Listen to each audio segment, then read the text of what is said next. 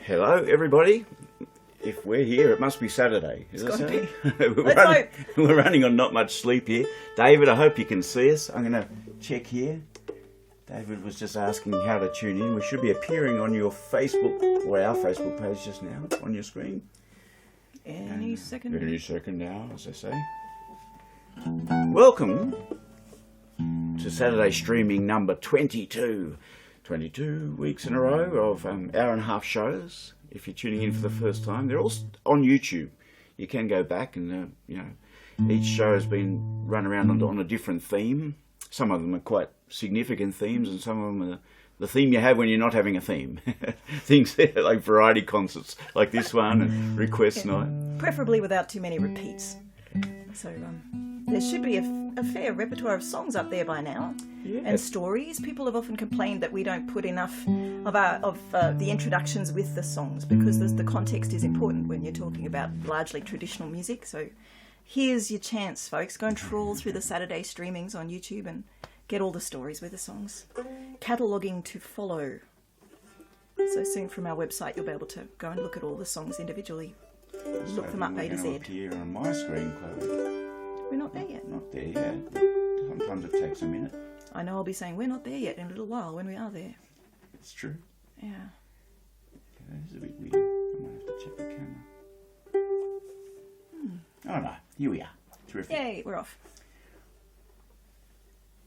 All right. So, yes, welcome to our little studio here in Millthorpe. If you don't know where Millthorpe is, we're just, if I'm pointing east at the moment, so 250 kilometres down the hill from our 1,000 metres to Sydney. Well, we've just come up the hill from Sydney. We had a real live gig last night, the Loaded Dog Folk Club. Wasn't that fun? Hey? It was really very, very good fun. Seeing people in 3D. Strange experience. Yeah. But, we can get used to it again. I'm sure we can. Before we start, this is Wiradjuri country. Always was, is and always will be Aboriginal land.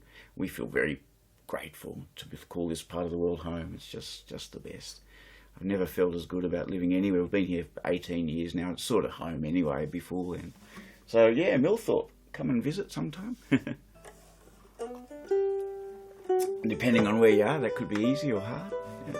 And yeah, Wiradjuri, the land of the three rivers. The Womble, the Kalare and the Murrumbidgee. And tonight's Saturday streaming is a variety night. I think this is the third one of the variety nights. Yeah. So the idea is just a bit of everything in the old country hall tradition. And we're going to start with a tune that I believe came out of Mexico or Texas in America. Anyways, it's a good old tune. We learned it from David DeSanti, I think. And we're going to sit this one in the Mystic Park pub. Those who've been tuning in for a while will know we like to put you in a bit of a place. So the Mystic Park Hotel. Given that. What a great placemat it is. We've got the Broken Hill Bashers back again, Chloe. Yep. There to accompany us. Spared no expense.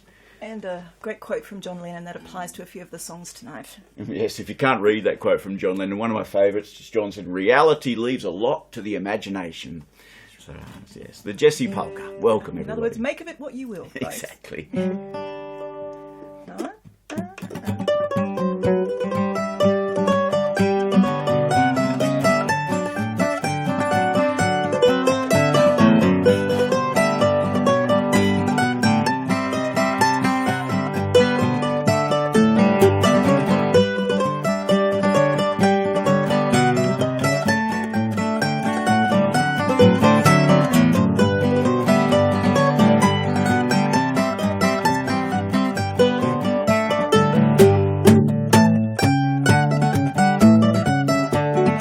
Cow wouldn't give any milk, Chloe. So we sold him.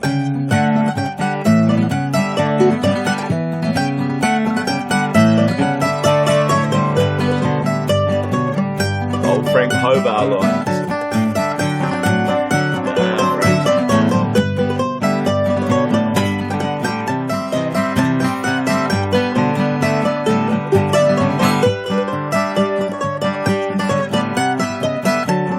Wouldn't lay any eggs either. No. Sold it too. Alright,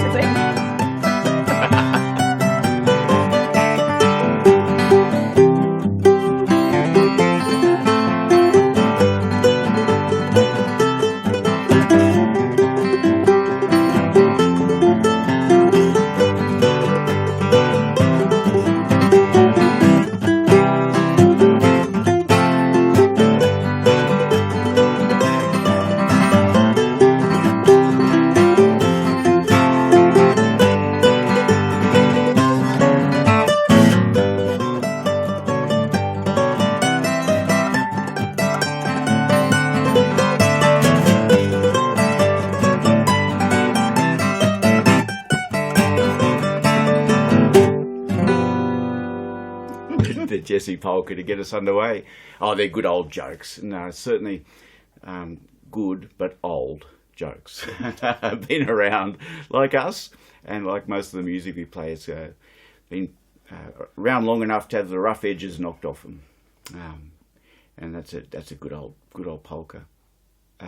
We're going to do a song now that we haven't done, but it's one of the old musical songs that really suit these nights. Actually, we learnt this one. I learnt the words from David de Hugo, and it was a night where we were actually recreating the Mystic Park pub at the National Folk Festival. We had the Gay Charmers up from down that way, and sort of singing songs of the Balch Brothers and all sorts of good stuff. And when David de Hugo sang this next song, it reminded me of I think my Uncle Norm used to sing just a wee bit of this song, and it made me laugh anyway.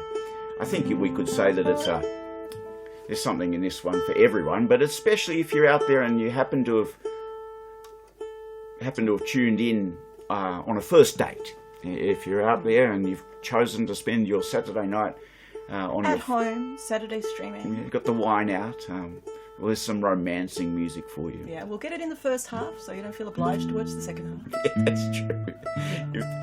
Yes, don't miss the moment if the spirit grabs you. My wife went to Indonesia. Jakarta? No, she went of her own accord. Oh. Old jokes.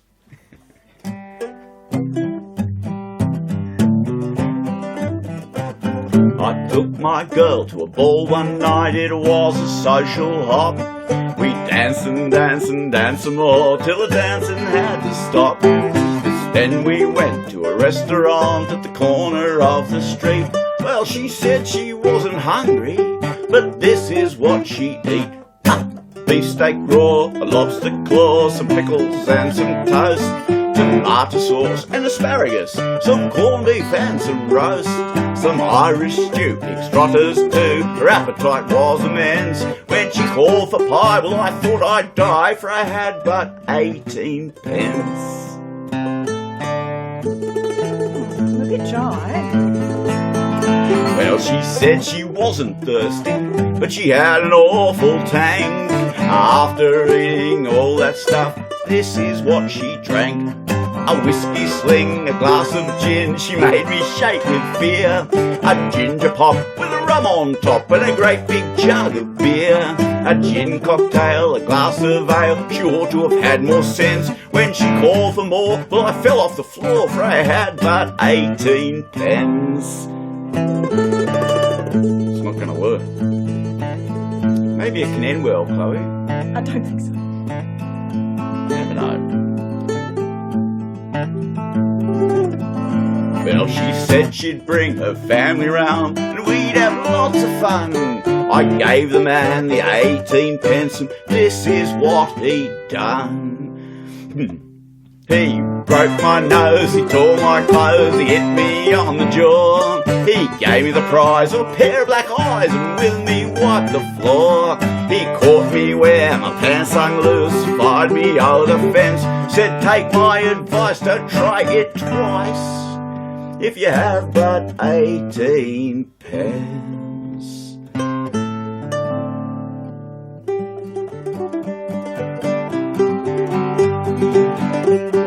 Why that song made us think of Christmas, but it did. I hope you have a good one.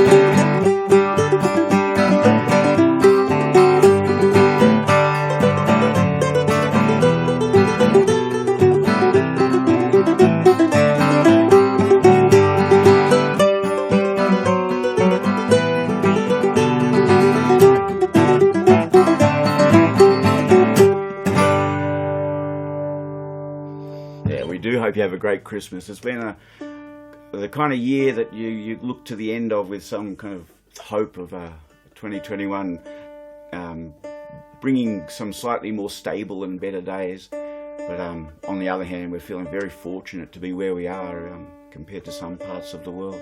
Yep. Thanks for your company. Say good day if you're out there. It's always...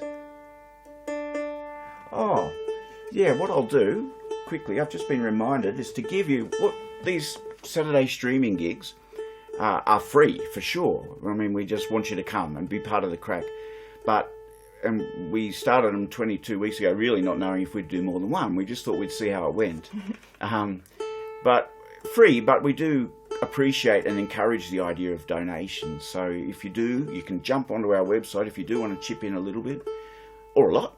You know, some people have been extraordinarily generous with the amount they're paying. Thank you very much. You've kept us going through this time where musicians we just haven't worked. A few gigs just lately, but this is actually the last gig on the calendar as well again, so heading into a summer of other things. There's just a donate button on the website. It's a PayPal thing, but if you want to use your credit card, you just go through the process and there it is. And I will put the address in. Just grab it from notes here. We're going to step back in time to a song we did quite a few years ago, Adieu My Lovely Nancy. It's from Sally Sloan, the late great Sally Sloan, a singer from Parkes and later Lithgow. Yep. Also went down to Sydney and sang a few times, I believe. All over the place. Yeah. She sang all over. I remember. All over. We did a gig here in town once, and we'd just come back from just a couple of overseas jaunts through Europe, 4 months in one and 3 months in the other, touring Europe and England, and we'd done China twice in 2 years. We've been to South Africa. We'd been a lot of touring in those days before the girls came along, and so we were thrilled, of course, to be doing such touring, but we had a gig back here in town and it was really nice. But we'd only just moved to town, and you get the best reviews of your work in the dunny. I went in to have a leak and I could hear these two blokes in the two cubicles, and one of them said, "Who's that playing out in the restaurant? The hall area of the bowling club. Who's that playing out there tonight?" They'd been in the bar. He said, "Oh, I don't know, but they tell me they play all over." And the other bloke said, "Well, I'm glad they're playing here because I'm not going all over." Nice thing. Oh, you don't have to go all over tonight, that's for sure. So we're going to do a song from Sally Sloan. If you follow the Saturday streamings, you'll know we've done a lot from Sally's work. We are huge fans. She's the equal of any singer I know, with an amazing repertoire of songs, a lot of Australian songs. But tonight we're going to focus on a couple of old country ballads. The first one we're going to play is Lovely Nancy. And it's interesting. I call them old country ballads. In other words, Sally was born in 1892 or 94. I need to check that date. But and by the way, Ben Hall's sister-in-law was the midwife at Sally's birth, which means that when she sang The Death of Ben Hall, she really felt it. What a song. But when she sang these songs, which she had picked up from a lot of railway workers and from her Irish heritage and various places, there was an English folklore collector came out and visited Sally with great interest, and she sang another old country ballad that she does, that you might have heard us do, called The Wee One. And the knowledgeable academic from England said, "Oh, well, that's an English and an Irish song, Sally." And Sally said, "I sing about Australians." So it's a well-made point, really. Just because a song has come from somewhere else doesn't mean that stays your reference. So Lovely Nancy. Well, it's funny you should say that because the tune's from somewhere else.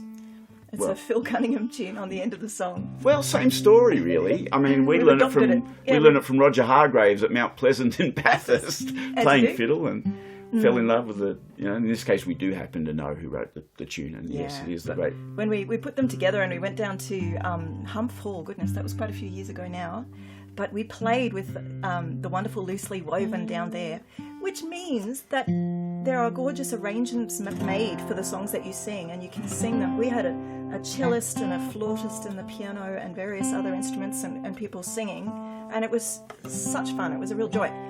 But we've got the dots of Sam O'Brien's beautiful harmony that she wrote for the flute, and we're going to have a go at just putting that on the end today. Hopefully we'll get that right. Okay, lovely, Nancy. Get these in tune shortly. I think they're still at Blackheath level, or maybe even Lower Mountain still, I think.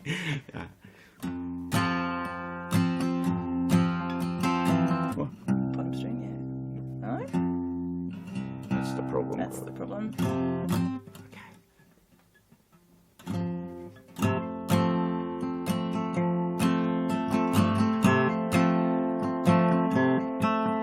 Adieu, my lovely Nancy, 10,000 times adieu. I'm going to cross the ocean to seek for something new. Come change your ring with me, my dear. Come change your ring with me. It will be a token of true love while I am on the sea. While I am on the sea, my love, and you know not where I am, but letters I will write to you from every foreign land, with the secrets of my mind, my dear, and the best of my goodwill. And let my body be where it will, my heart will be with you still. See how the storm is rising, see how it's coming on, while we poor jolly jackdaws are fighting for the crown. Our captain, he commands us, and his orders we must obey, expecting every moment for to be cast away.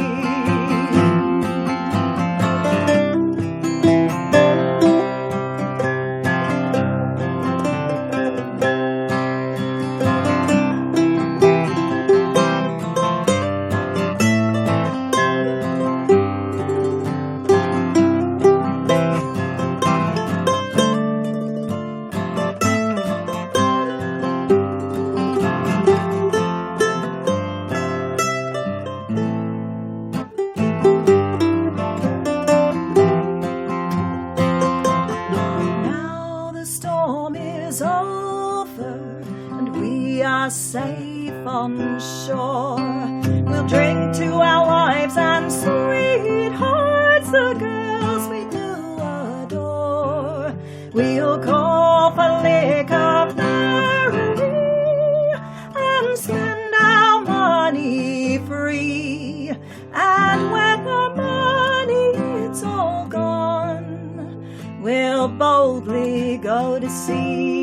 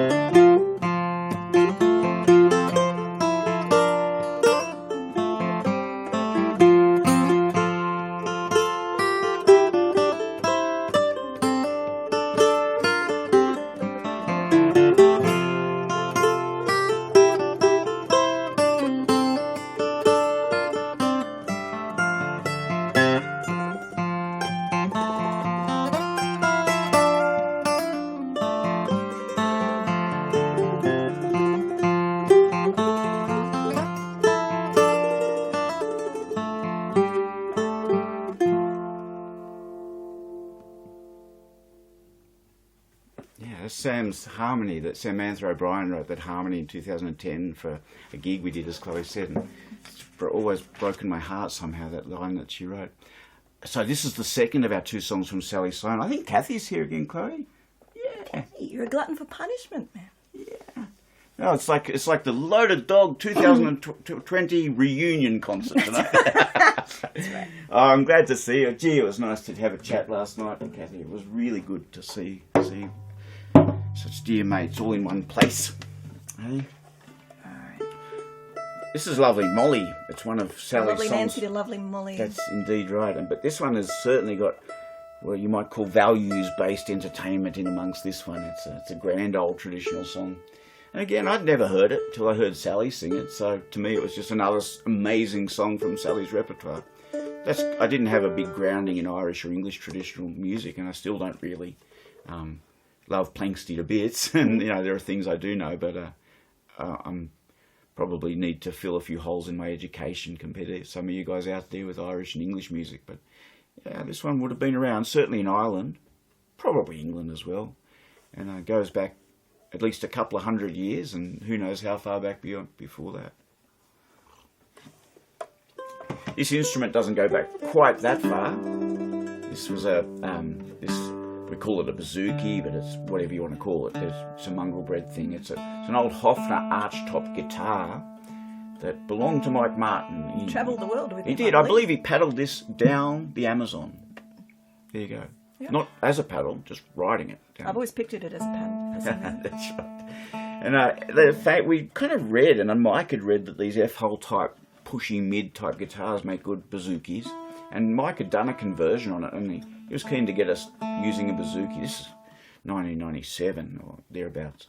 And we really liked it. So we twisted Mike's arm, and I don't know that he really wanted to sell it, but we're really glad he did. And at that time, the great luthier, he is a great luthier, and now world-renowned luthier, Jack Spiro, was living just down the road and hadn't been building instruments for very long, but he'd already made some fantastic instruments.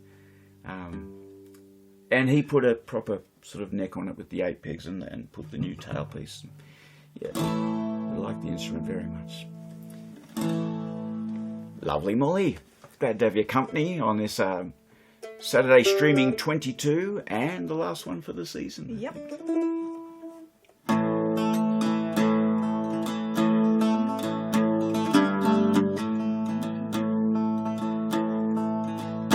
Oh, meeting is a pleasure between my love and yon green valley to meet my love by and by. I'll go down to yon green valley to meet my heart's delight. Oh, pity me, lovely Molly, this cold and rainy night. I brought my love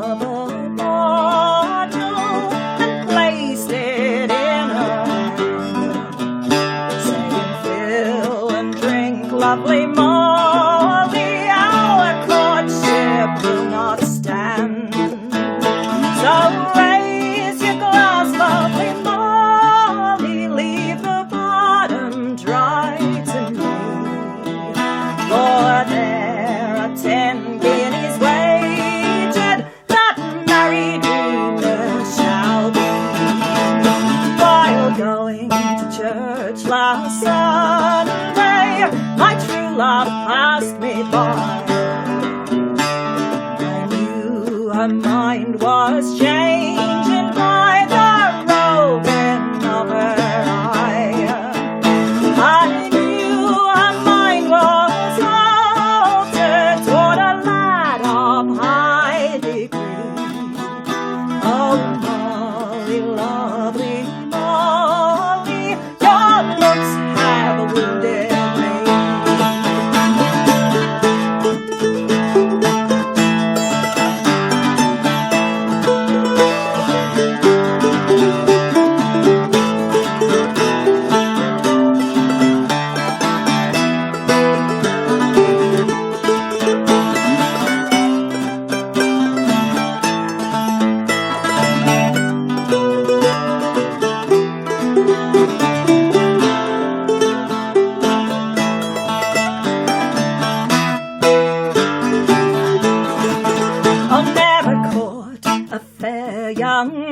maiden with the dark and roving eye. Just kiss her and caress her, never tell her reason why.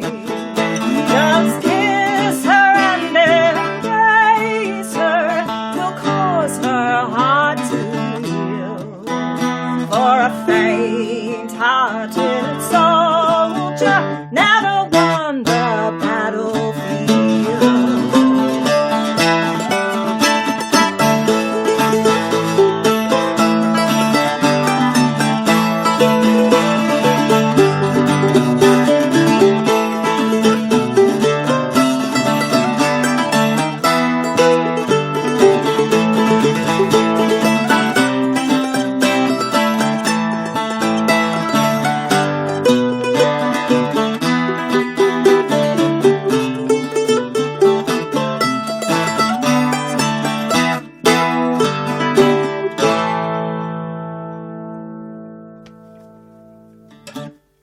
Oh, it was nice to revisit that one. We recorded it on an album back in about 15, and it's a grand song. We've played it with the big band and with drums and stuff, but it also strips down really nicely. It is a variety night, and this is a song we thought we'd sneak in. Those who've followed our careers at all will know that we're huge fans of the great Henry Lawson. He's our Henry in this house. Our great inspiration, one of our heroes, and I think a literary genius. So it's just unbelievable the power of his words. This is one of his works from 1891. I've said it before, one day someone will take just the poems Henry wrote in 1891 and make one of the best records ever made because of the quality. This is a light-hearted piece. A lot of his 1891 work is fairly serious. Now, it got him accused of sedition in the Queensland Parliament with Freedom on the Wallaby. You bring a bit of that back. But this is a piece he wrote. I think he trying to get, when the Boomerang publication collapsed, Henry took it very hard. I didn't realise this until quite recently, exactly how hard. It wasn't his fault. He was just working for him as a journo. But I think he thought he was there for a long time. I think he was doing good, and he wanted to stay, and he couldn't. So he hit the bottle, and life became difficult in patches. Not always, of course, but in patches.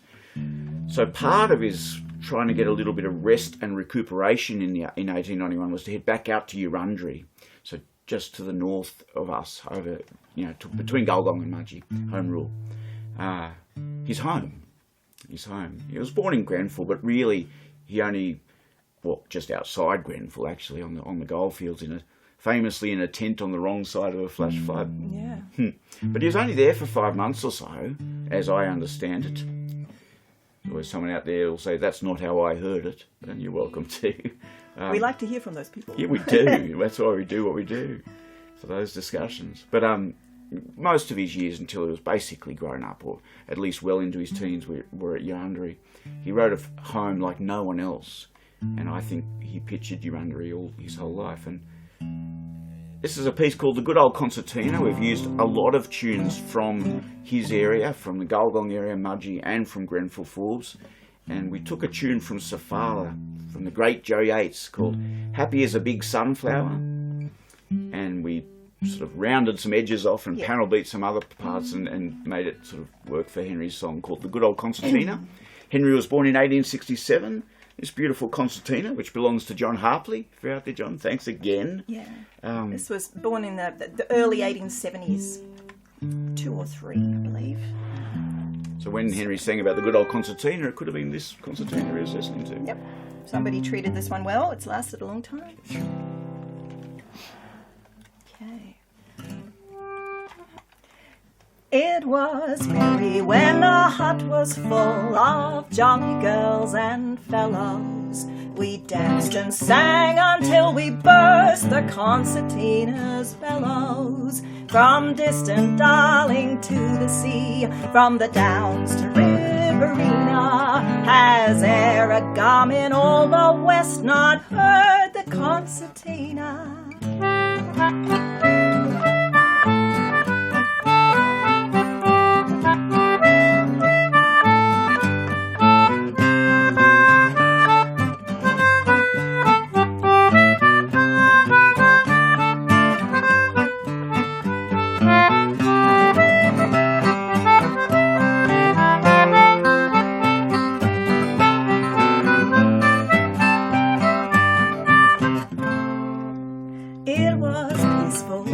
Round the campfire blaze, the long white branches o'er us. We played the tunes of bygone days to some good old bush chorus. Old Erin's harp may sweeter be, the Scottish pipes blow keener, but sing an old bush song for me to the good old concertina.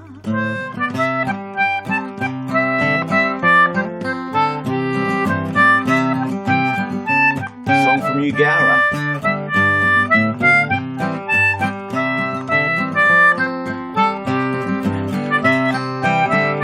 This is the chorus.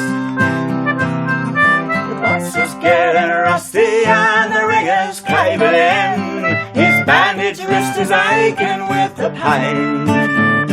And the second man, I fear he's gonna make it hot for him, unless we get another fall of rain. It was cosy round the hut fire bright when the pine pot passed between us. We drowned the voice of the stormy night with the good old concertinas. Though trouble drifts along the years and the pangs of care grow keener, my heart is gladdened when it hears that good old concertina.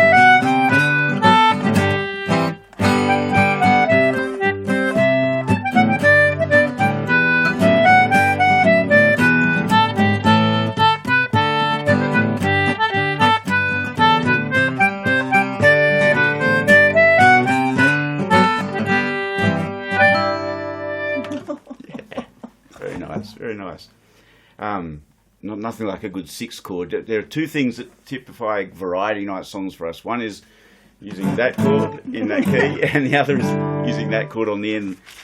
That G with a 6 on the top was an Andrews Sisters type harmony that the Beatles, if you listen to She Loves You, that N chord, yeah, they're still hearing the E minor, yeah.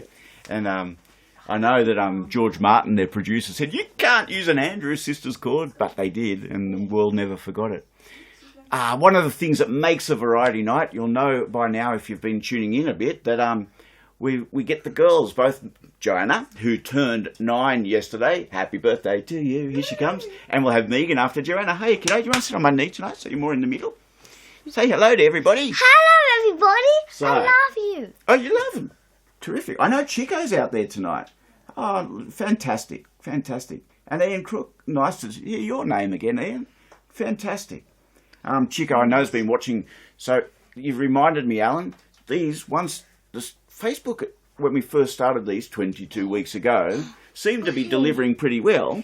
And then it seemed to get a bit dodgy on us, got maybe a bit worse over time. So remember, if the streaming gets a bit funny for you, they go up to YouTube over the next day or so. Now, here's Joanna. Now, have you got a poem or Yeah. poem? Oh, you're not that A.A. Milne one? Mm-hmm. Okay. I got an AA Milne for you. And It's a great AA Milne. it's a great A.A. Milne poem. It is. Oh, We yes. love A.A. Milne in this house, and it stars not only Joanna but a bee. We have a bee. Yeah. Or a bee clip. If you hold him on the end, then people might be able to see your buzzy bee. Do you think so? Oh, sure. Why not? All right. Let it rip. Nice and loud and slow. What do you suppose? A bee sat on my nose with a ficky gimmick and said, I think about you avocado. Try again. Nice and slow. Give it another crack. What do you suppose? A bee sat on my nose with a ficky gimmick and said, I think about you avocado. Okay. All right, Oh, wait, I Spaddy. got Say thanks. Oh, you got a joke? All right. Oh, I like... Knock knock. Who's there? God. Good who? Good night. Good work.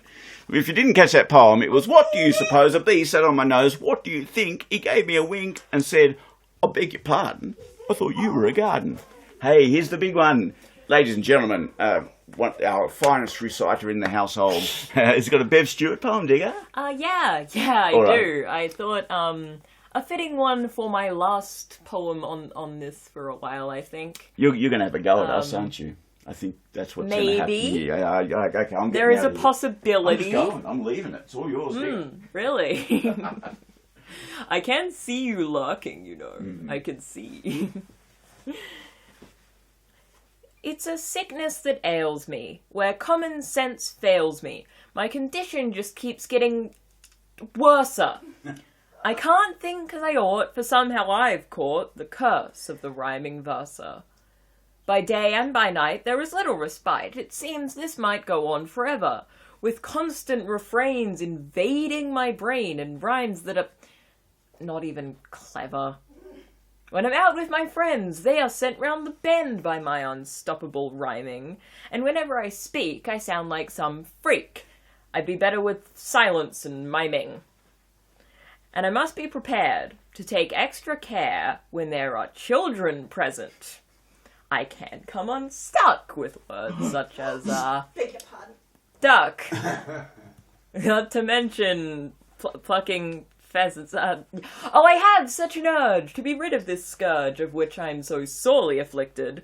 But I honestly feel that my fate has been sealed. I've been hooked, and now I'm addicted.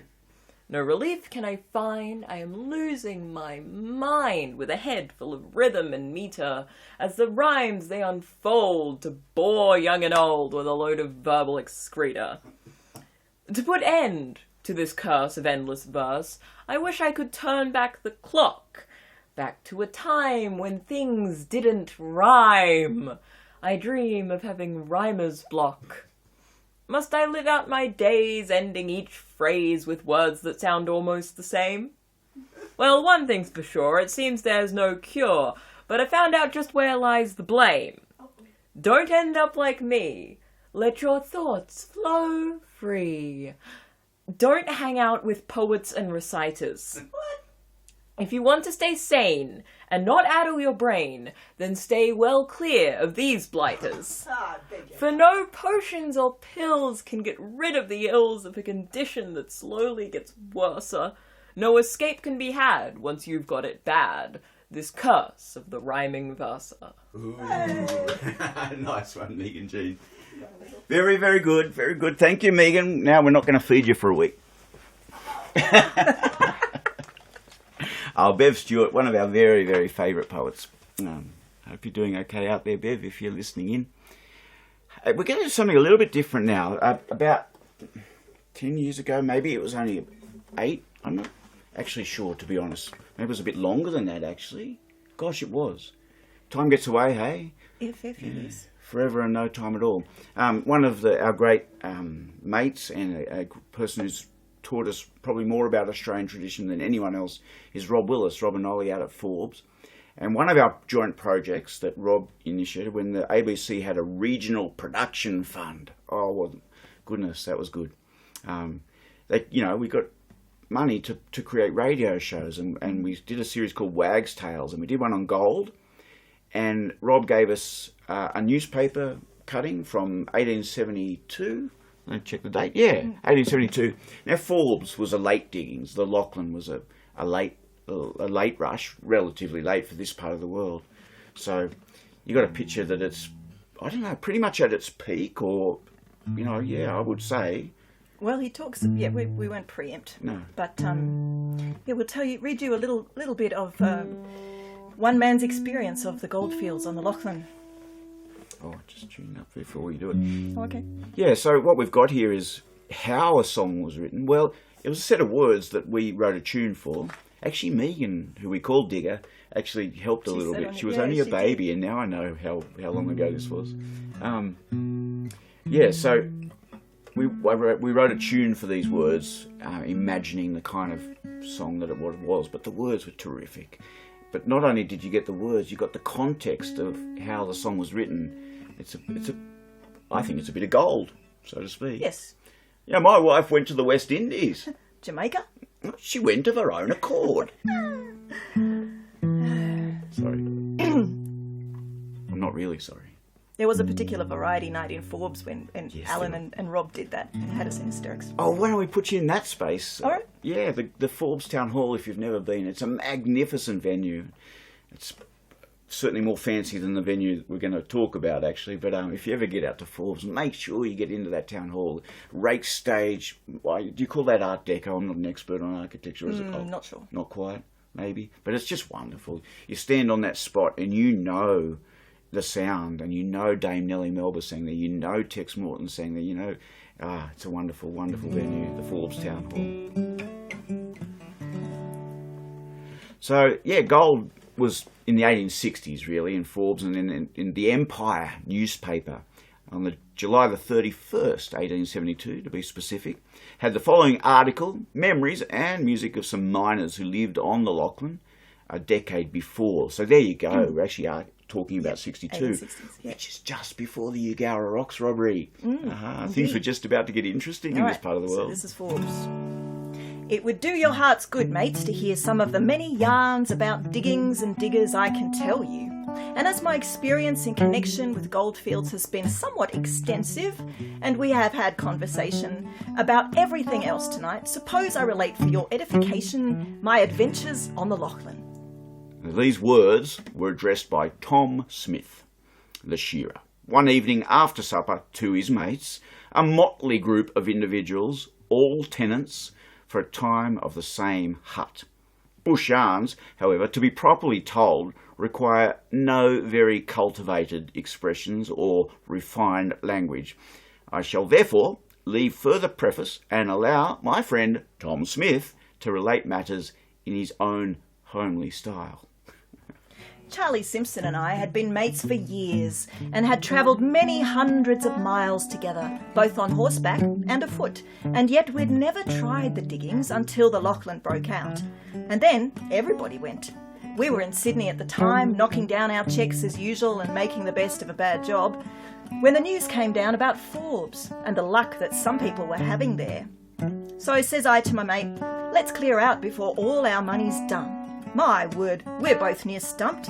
But never mind, old fellow, if all is true what we hear, it won't be long before our luck changes. But the gold wasn't that easily found, and an idea struck me that it would be a good thing to start a concert hall or singing room. I used to see them in Sydney, usually cram full, and there being nothing of the kind at the Lachlan, I felt certain it would take. So I spoke to my mate and Joe, and after we'd yarned about it a bit, they both come to my way of thinking that it would be a good paying spec, quite as good as gold diggings and a desperate sight more easy. Everyone was calling out for colonial songs. I suppose they got the notion from those Port Phillip chaps who'd heard Thatcher at Bendigo. So he set to work and composed some.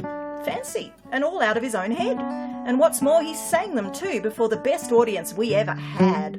You should have seen the uproar and hooray and jumping and knocking of glasses on the table for encore. Every night after that, our room was thronged, for from every lead on Forbes, the diggers came to hear the poet sing his local songs.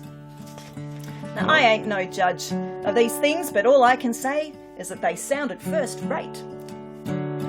Dig 'neath them old boys, where you find gold, boys, how you find it the same as you found it before. By the side of the creek, with shovel and pan, I see the gold diggers, how boldly they stand. They're sinking for wealth, and 'neath the red mould lies all that they seek for, the long wish for gold. So dig 'neath the mould, boys, it's where you find gold, boys, how you find it the same as you found it before. The rock of the cradle sounds constant and clear. There's music indeed to the gold seeker's ear. For when fortune favours, it makes their hearts bold, contented and happy, though toiling for gold. So dig 'neath the mould, boys, where you find gold, boys, how you find it the same as you found it before.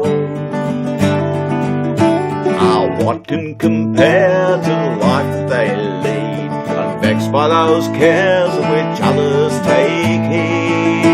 And when with their pile they visit the town, repine not in finding they've knocked it all down. So dig 'neath the mould, boys, where you find gold, boys, how you find it the same as you found it before.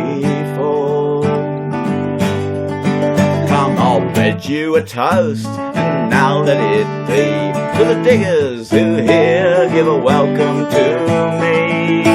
May fortune be theirs as they toil in the mould, and each one go home with a good pile of gold. So dig 'neath the mould, boys, where you find gold, boys, how you find it the same as you found it. Oh, dig 'neath the mould, boys, where you find gold, boys, how you find it the same as you found it before.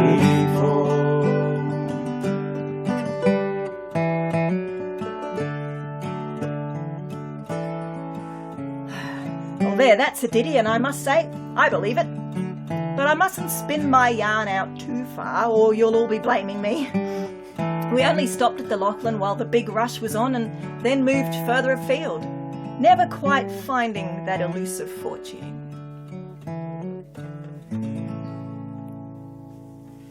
Yeah, what a great find from Rob, capturing time. You can feel that little bit of nostalgia. What really hit me then is it was written, well, possibly it was a man remembering 10 years before, which is, you know, it's enough time to have that little shine of romance about it too, which is really nice. Forbes is the folklore capital of Australia and the world as far as we're concerned, of course. It's a grand town. I only spent 2 years there, and it was school. I was out at the college, had 17 changes of school, so by the time we got to year 11 and 12, which I pretty much didn't want to do, but to do it, you had, for the first time in my life, to go off to a Catholic private school, boarding school. And it was great. It was fantastic and strange and horrible and all those things. No, well, you know what it's like. It's all School. Yeah, no, Red Band was great, but very relaxed private school by those terms. I'd been to public schools that were more strict. It's in an amazing place there, in a curve of the Lachlan. The Lachlan comes down, and the Kalare, if you're inclined for the Wiradjuri name, it comes down, and it does it's quite a big horseshoe, and so when you drive into the college through the gates, you can nearly throw a rock from the river to the river, and it's all set, and the levee banks are there. And used to go swimming and swinging off Tarzan ropes into the Lachlan, and I wonder if they still do that. They got a pool the year after I left. Always happened. 17 changes of school. All the good stuff happened just after it. Oh, I don't know. They probably don't let them swim in the river anymore. Well, that's what I'm wondering, yeah. But no, it was a good time. I love my time in Forbes. If you've never been, not only is it the folklore capital of the world, but the architecture makes it a striking town. Famously a big drinking town. Historically, I don't know if that's just reputation now. I don't know, but it's a liminal town. You know what I mean? It's the Newell Highway. I always think that west of the Newell Highway is where all the magic happens. We're just east of the Newell Highway here, and Forbes is on the Newell, so it's on that line. But it's also got a north-south divide, so you know, it's a magic place, Forbes. Famously, the streets of Forbes will tell it as well as anything you know, I'm sure. It's where Ben is buried. Ben Hall is buried, and you would call him a Forbes boy, though he's from Sandy Creek, and before that was born in Murrurundi, up in the New England. But he's the streets of Forbes. He's a Forbes person, Ben Hall. Ben Hall was murdered on the 5th of May, 1865. Then we're going to do a piece now from Bynalong. 13 days after Ben Hall was shot, Johnny Gilbert was shot, the Flash Cove. Many people who from this part of the world, including some members of my family, didn't talk about the Ben Hall gang or the Frank Gardner gang even, which would be probably even more historically accurate for those early years. But they talk about the Johnny Gilbert gang. He was the man who was mad for the job, just loved it. He went away 2 or 3 times, always came back.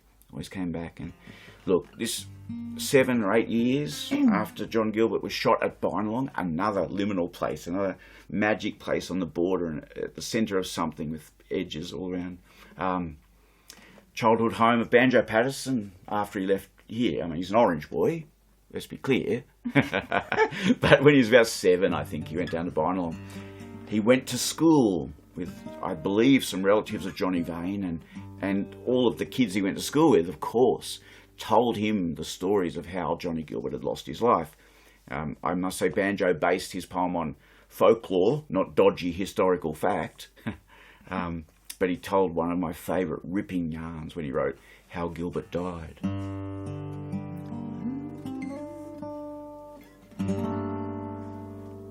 There's never a stone at the sleeper's head, there's never a fence beside, and the wandering stock on the grave may tread unnoticed and undenied. But the smallest child on the watershed can tell you how Gilbert died. For he rode at dusk with his comrade Dunn to the hut at the Stockman's Ford. In the waning light of a sinking sun they peered with a fierce accord. They were outlaws both, and on each man's head was £1,000 reward. They'd taken toll of the country round, and the troopers came behind, with a black that tracked like a human hound through the scrub and the ranges blind. He could run the trail where a white man's eye no sign of a track could find. And he hunted them out of the One Tree Hill and over the Old Man Plain. But they wheeled their tracks with a wild beast skill, and they made for the range again. Then away to the hut where Dunn's grandsire dwelt, they rode with a loosened rein. And Dunn's grandsire gave them a greeting bold, come in and rest in peace. No safer place does the country hold, and with night the pursuit must cease. And we'll drink success to the roving boys, and to hell with the black police. But they went to death when they entered there, in the hut at the Stockman's Ford. For the grandsire's words were as false as fair, they were doomed to the hangman's cord. He had sold them both to the black police for the sake of the big reward.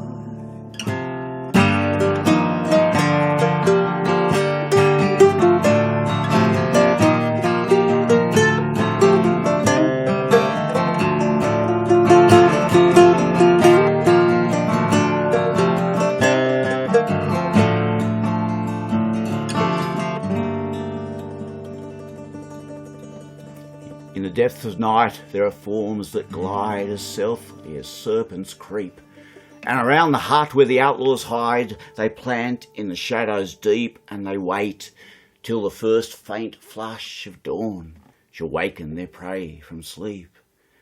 But Gilbert wakes while the night is dark, a restless sleeper eye. He's heard the sound of a sheepdog's bark and his horse's warning neigh, and he said to his mate, "There are hawks abroad, it's time that we were away." Their rifles stood at the stretcher head, their bridles lay to hand. They wakened the old man out of his bed when they heard the sharp command, "In the name of the Queen, lay down your arms, now Dunn and Gilbert, stand." Well, Gilbert reached for his rifle true, that close at his hand he kept. He pointed it straight at the voice and drew, but never a flash outleapt.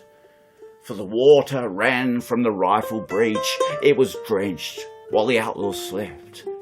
Well, he dropped the piece with a bitter oath, and he turned to his comrade Dunn. "We're sold," he said, "we're dead men both. But there may be a chance for one. I'll stop, I'll fight with the pistol here. You take to your heels, run."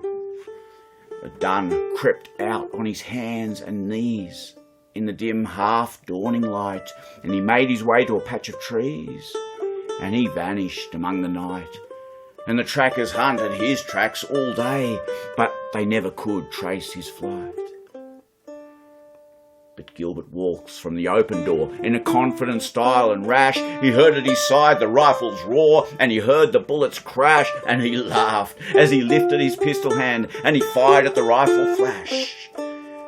Then out of the shadows the troopers aimed at his voice and the pistol sound. With the rifle flashes the darkness flamed, he staggered and spun around, and they riddled his body with rifle balls as it lay on the blood-soaked ground. There's never a stone at the sleeper's head, there's never a fence beside, and a wandering stock on the grave may tread unnoticed and undenied.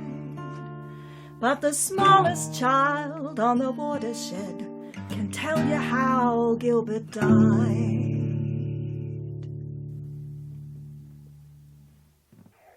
The great Banjo Paterson with a ripping yarn. Hey, we can stay in Bynalong, but with a very different song. This is another musical song. As I say, with these sort of things come out of these variety nights, they're good nights for a bit of the old musical type song. And this is a song we learnt from a recording, again given to us by Rob Willis, a really terrific recording of a lady called Val Turton, and she lived in Bynalong, just outside Bynalong, I think. But she was the daughter of Harry Cotter, a very famous dance musician from that part of the world, and the Cotters, and still some Cotters playing down there, I think a little bit out of touch over the last couple of years. But it was a big Irish family, and there was no room for Val when she came along, so she went up the paddock and lived with Grandma, with her Nan, and her Nan knew all the old songs. So she didn't just sing, we're going to sing a musical song that she sang, and it's a beauty, it's a really lovely version. But she also knew some really old ones, yeah. And it was to Australia's great benefit that Val was sent off to live with Grandma, because she was a wonderful singer and she had some great songs. I love her version of The Dark-Eyed Gypsies. Bob Fagan, I know our friend Bob Fagan, mutual friend of a lot of ours, collects version of that story, you know, the Dark-Eyed Gypsies and the woman leaving her husband and off with the gypsies, and so many different tunes and words, but same song, you know. And when he heard us sing Val's tune, I think he said that's number 18 or 19. I think he said number 21. Okay, well, there you go. Somewhere in that vicinity. It is There were a lot. all over the English-speaking world, but the point is Val's version that was handed down from Grandma was unique. It was not heard anywhere else is probably a better way to put it. But this is a different kind of song. I don't know, Christmas is coming. Who doesn't like who doesn't like a cold beer on a hot day? Obviously no one answering that one. That's right. Hey, it's so good. Chris, hello. It's nice to have you company. And David, I'm glad you're enjoying it, mate. Thank you. And thanks for the donation too. That's a good reminder, Chris. Oh, thank you, Chris. Okay. Yeah, free show, but we love it if people donate. You know, you don't feel like you have to, come and be part of the show. It's worked really well. It's basically kept us going all through the winter and the spring. And we thank you all very much. And the donations are simple, just via the website. There's a donate button. You can order an album. Yeah, that's an alternative. Order a download album, and you can pay any price you like for download albums. So, yeah, that's another way to donate. But you'll get your MP3s on the spot. The original idea of the pay what you like was so people could get the music even if they had no money, but people have used it the other way and been generously putting bigger amounts than and sometimes lots more. So we thank you all very much. But here it is, Boozin. All right.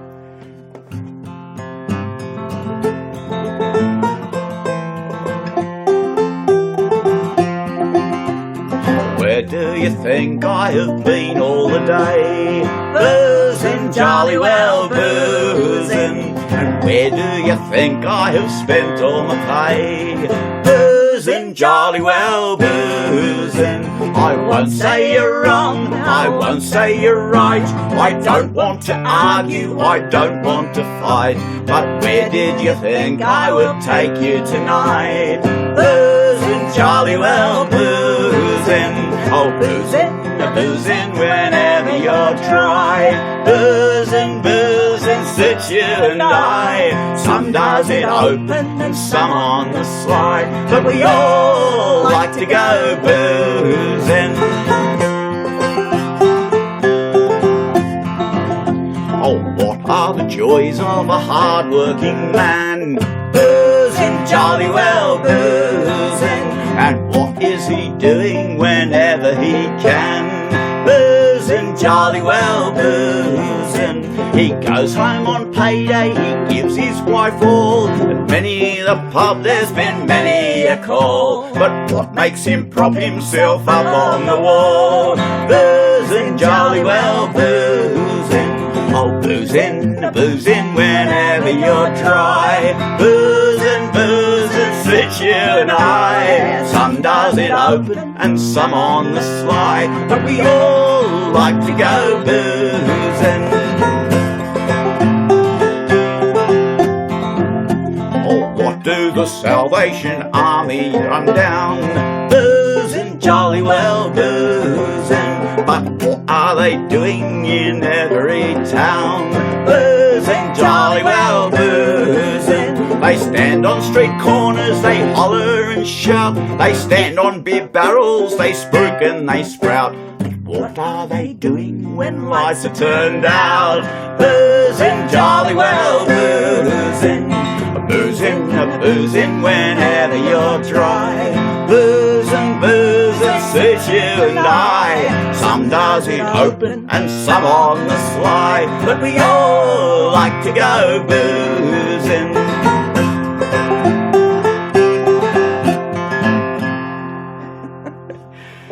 Says the bloke who's been off the grog for 10 years this year.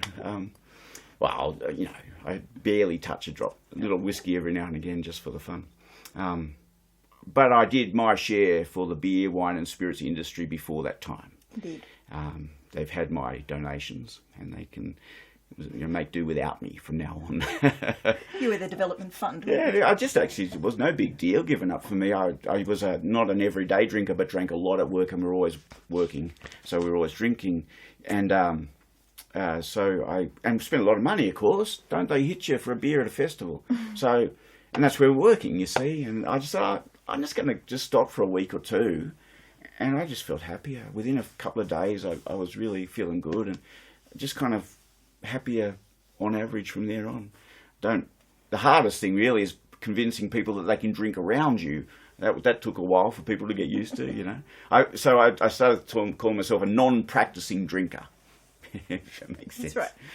Hey, we're going to get a little bit thematic here and go back to the Forbes Cemetery.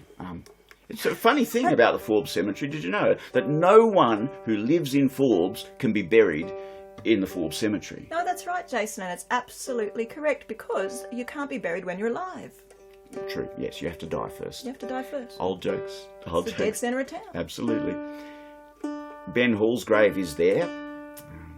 A very moving place to visit if you're in town. But and you'll know that probably. But what's lesser known is that some years later, Kate Kelly had moved to Forbes. It's not a happy story at all, but I don't know it well enough to tell anything about it really, except to say that it's worth investigating yourself if you get time. Her, the line of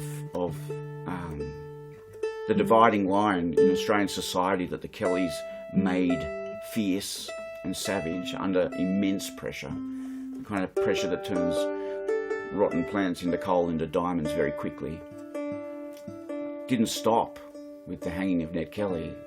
I mean, Ellen Kelly's mum lived another 40 years in the 1920s into her 90s. Jim Kelly died in 1946. Kate Kelly didn't last as long. It's a sad story, and her end, she met her end drowning in the lagoon in Forbes. So she's there. You can throw a rock. You wouldn't, but you could throw a rock from Ben's grave to Kate Kelly's grave there in the Forbes Cemetery. This is one of my very favourite traditional ballads. Some people call it Ye Sons of Australia. I think I first heard it from David de Hugard. He sings a fantastic version of this. Also, I remember Barry McDonald and the Maroon Band doing a version, which was... At Kiama that year. Sure, yeah. Anyway, it's a grand song. Unfortunately, one of the places you can't visit in Forbes at the moment is the Albion Hotel. That's another sad story. So much history went up in flames. But the Rangers' names were in gold underneath the Albion Hotel. I don't know if you ever got to visit down underneath the pub where the little museum kind of tribute place, kind of almost shrine-y sort of feel. And the names were in gold, letters of gold. We just call this one Kate Kelly. Sorry, Claude, I'm going to take my time there. That's all right, let's fix it up. That was a culprit.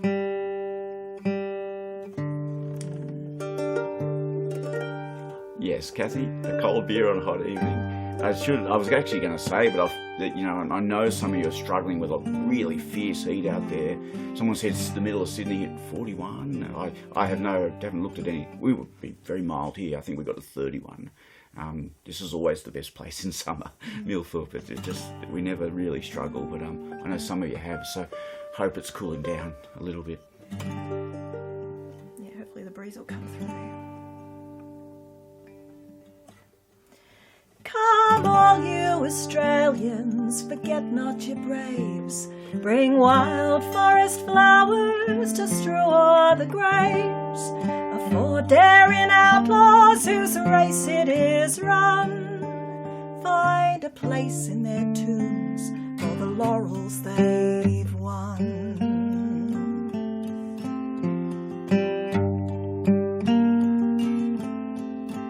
To the bank of Australia they made their first rush. They cleared out the gold, then they steered for the bush. Black trackers and troopers they did them pursue, but they cast out their anchors when near them they drew.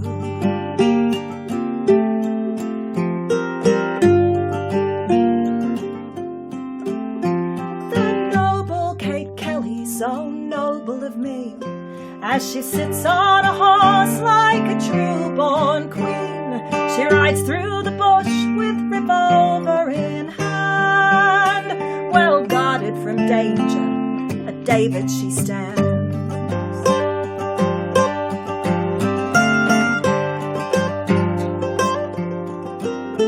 May the angels protect this lady so bold.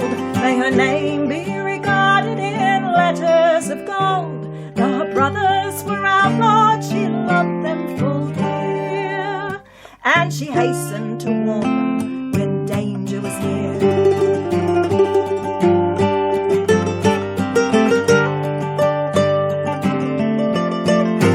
Like sons of Ishmael, brought up in the wild, mid forests and mountains and rocky defiles, these 4 noble fellows could not be controlled. They fought 10 to 1 until death I am told.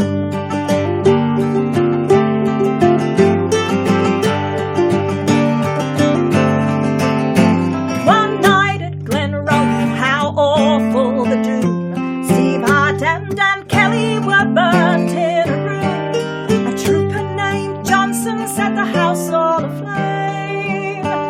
To burn these bold outlaws, it was a great shame.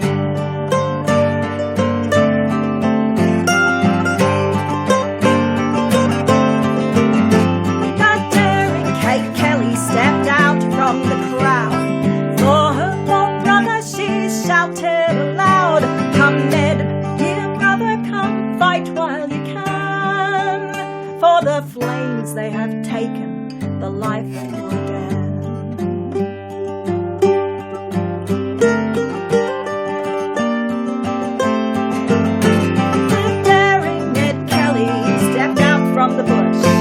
Well clad in steel armour,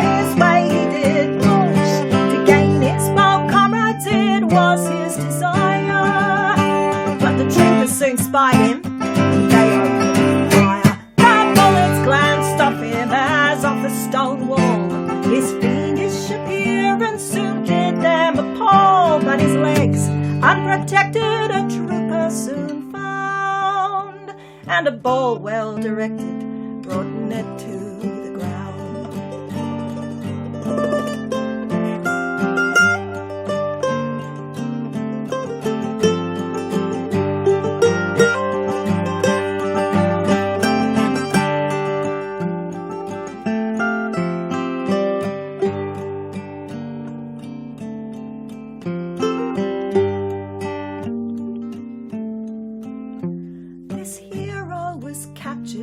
Stripped of his mail, well guarded by troopers and landed in jail, convicted of murder which grieved him full sore, and his friends and relations for his life did implore.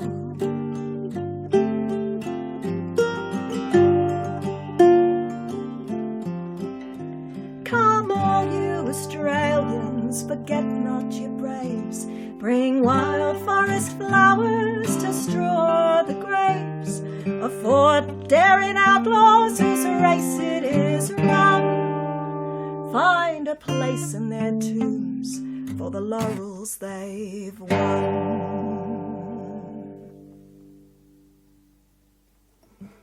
So, Forbes, when I went to school in Forbes, there was those stories that I just loved to hear. The history was right there.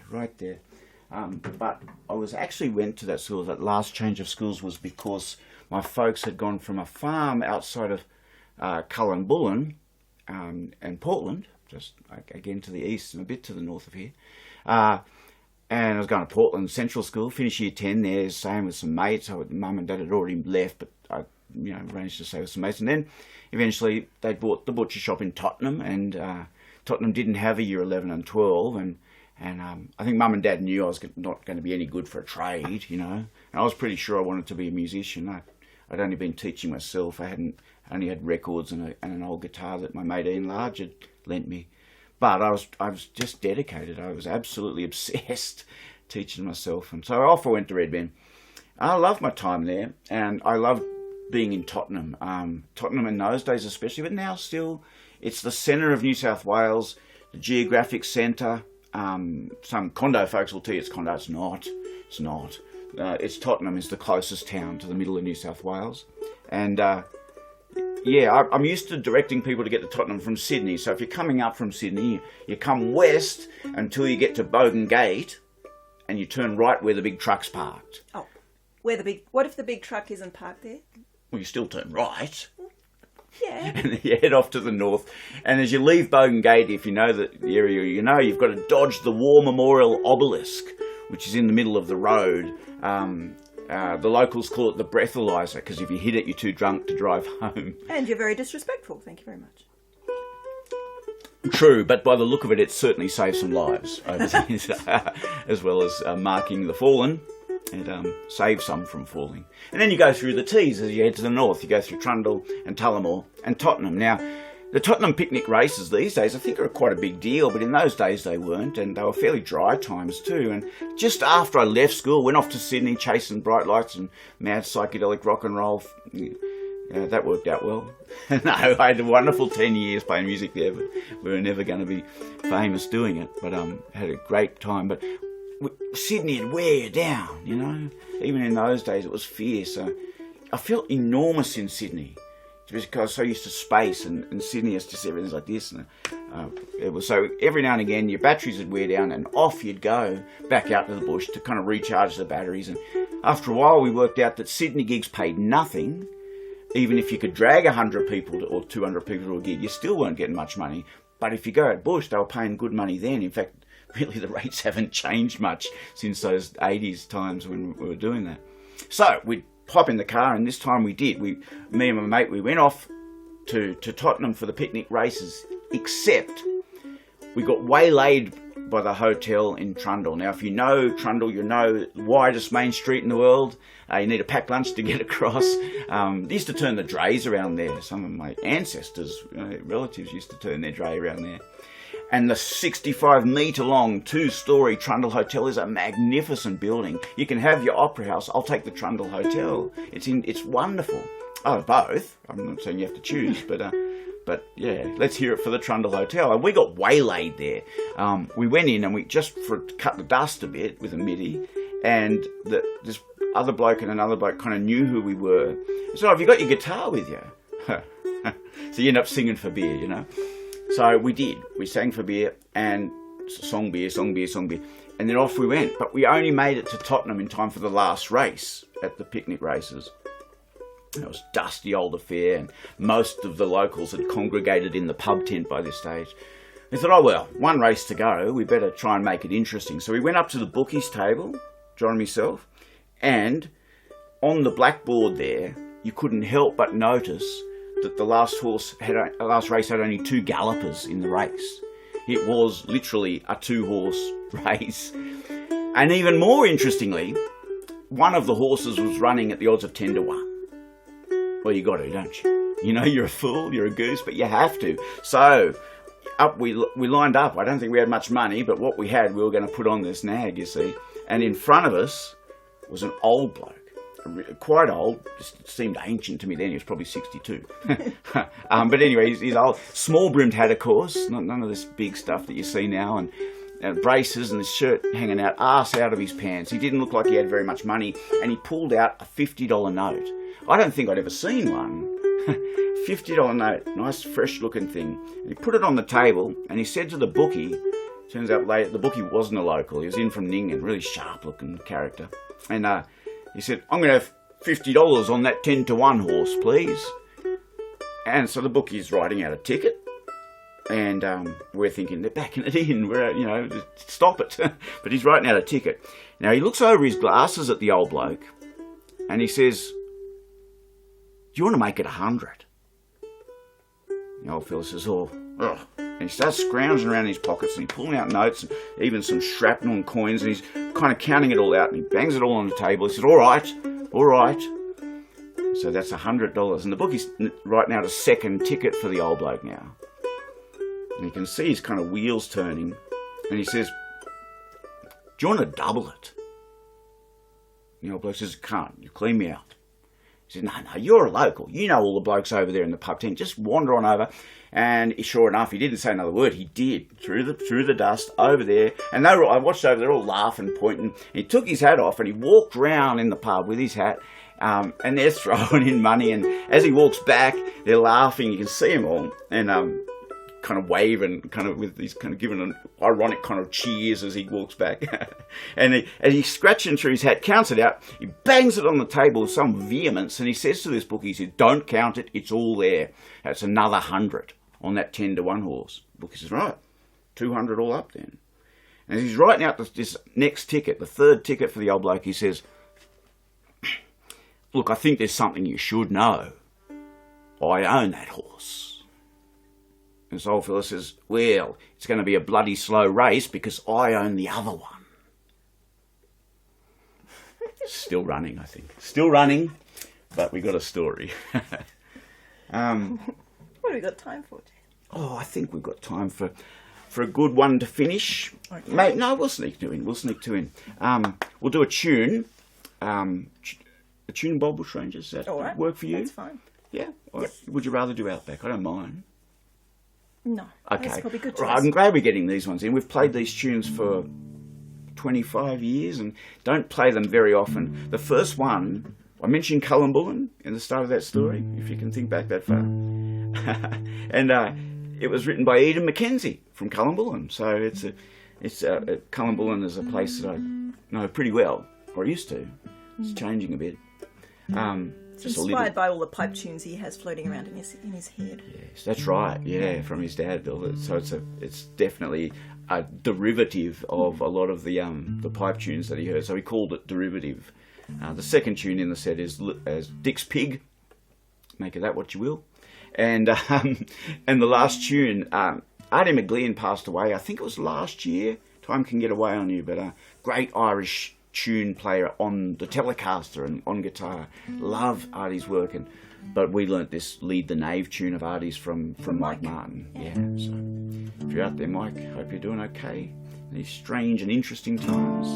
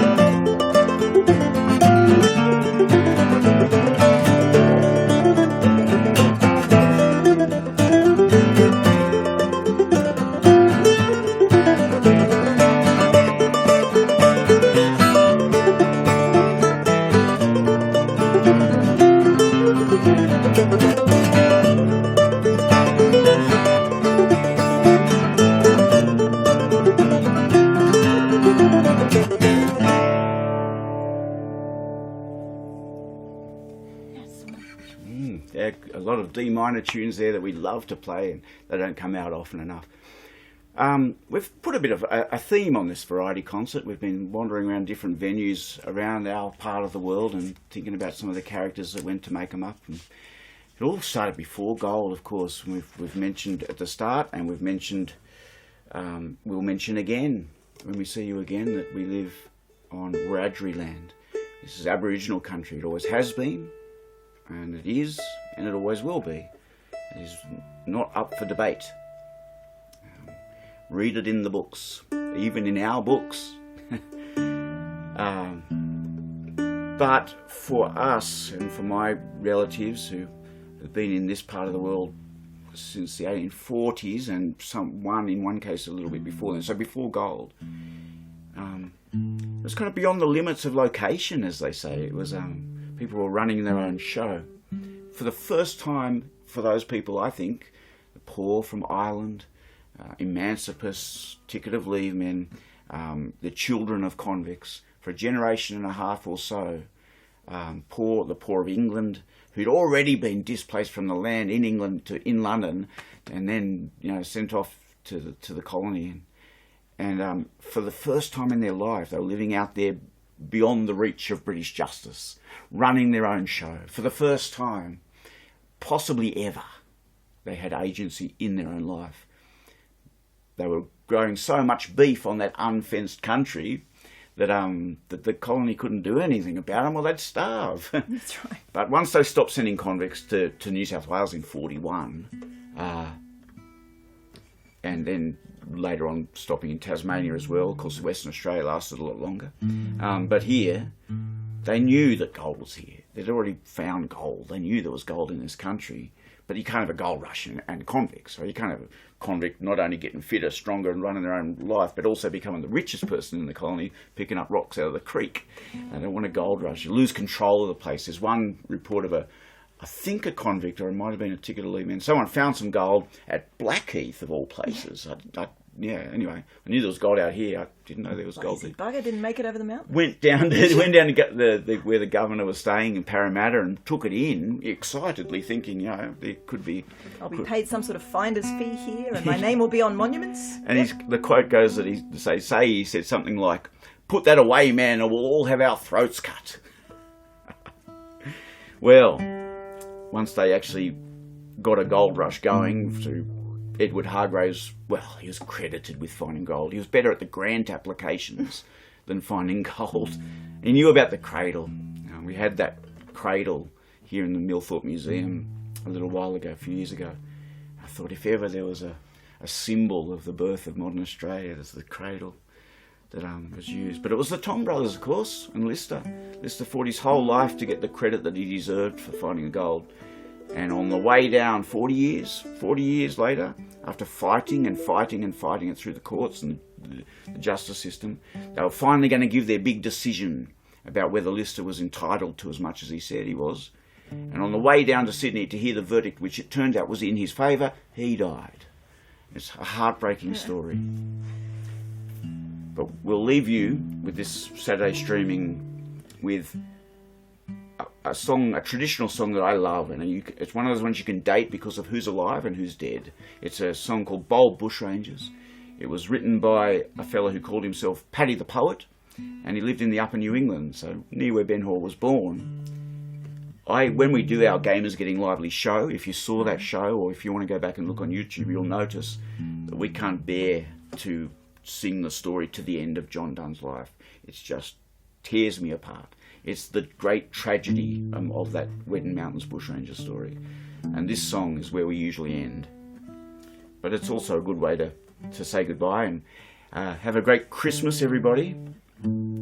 Take care of each other.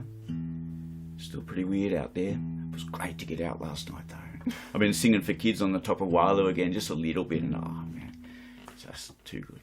Makes you I always love it. Don't get me wrong, but you really appreciate what you've got when it's gone, don't you? Don't forget donations if you're into it. If you want to chip a bit in the hat, You can do it virtually through the website, and it turns into very real money at our end. I can promise you, and we really appreciate it. Thanks for your company. Yes, thanks for your company at all these Saturday streamings. It's been a marvellous community to be part of, and I hope next year something continues. We don't know what shape it'll be or what'll happen. Yeah, but we'll turn up. Watch this space. We'll turn up a bit over the summer too with some stuff.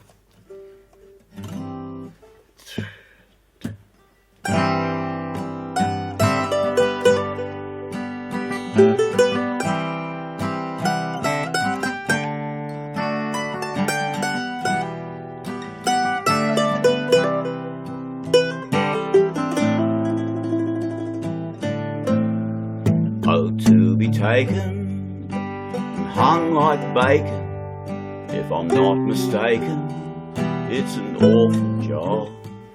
Just like old Peasley, which I think was beastly, or poor young man who ne'er sold it rob. Sure, I think Cockatoosa would very well do so for all the deeds of our highway nights. They're no worse than our members, those devil's embers, who rob the people of all their rights.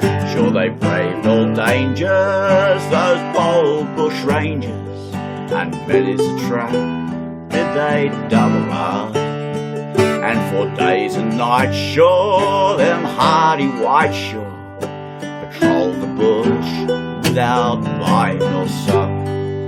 Our brave Ben Halsers eclipsed them also, and in his last moments his flag unfurled. Weren't for the possum which jumped across him, traps wouldn't have catched him in this pleasant world.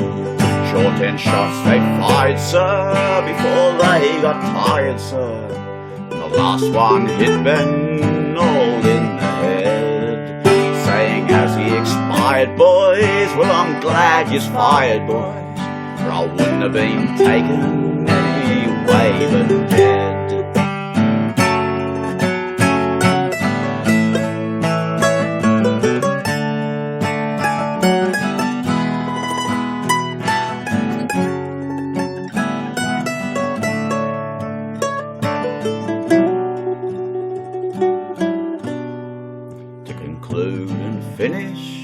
My song I'll diminish with a health to Dunn and bold Thunderbolt, who is an old stager, and I'll lay a wager, though Dunn they tell me he's only a colts. May they get away, sir, from Botany Bay, sir, to some foreign shores or beyond the sea, where they'll live on bacon, no shot be quaking, and die quite peaceful and all at ease. May they get away, sir, from Botany Bay, sir, some foreign shores or beyond the sea, where they'll live on bacon, and no shot be quaking, and die quite peaceful and all at ease.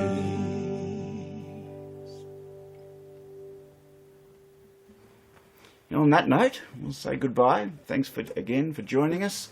Had some lovely company tonight. We'll hop in now and say good day to you all if you're still hanging around and hear what you've said. And thanks for putting up with a croaky old tired pair of one of the have-beens this tonight. No, I've really enjoyed tonight. Actually, it's been one of my favourites, I think, and I hope you have too. That's been a beauty. Yeah. I can hear rain outside. Yeah, I'm about to go and open all the doors and windows, I think. It's raining. Smell that rain. It's raining in Spring Grove. And on that note, we'll say goodnight and thank you. Night all. See ya.